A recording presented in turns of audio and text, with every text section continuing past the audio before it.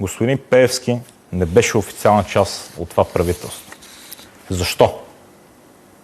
Когато говорим, трябва да говорим с факти.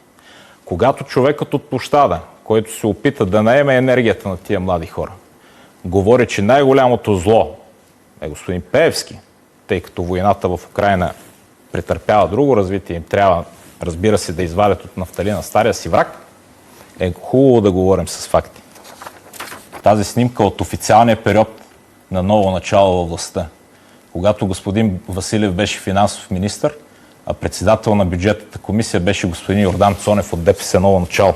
Тук господин Василев в официална коалиция с ДПС Ново начало и господин Цонев и господин Борисов на общи брифинги приемаха, според господин Василев, добрия бюджет за България с участието на Ново начало.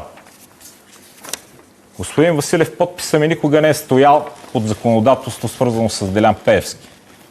Тук е най-важният за държавата закон, българската конституция, подписан от Кирил Петков, Бойко Борисов, Христо Иванов, Делян Пеевски. Отдолу днешния мъж от площада Иво Мирчев го цитирам какво казва. Делян Пеевски, впечатлен съм, че е част от евроатлантическото мнозинство заедно с ДПС. На видеовръзка с президента Зеленски стоят гордо, официално, без да се притесняват. Продължаваме Промяната, Демократична България, ДПС Ново начало и ГЕРБ. Тоест, вие не виждате разлика никаква. И разликата всъщност е, че когато Продължаваме Промяната искат да са на власт, искат да са част от тази власт. За тях ДПС не е проблем, а господин Пеевски се е променил за добро.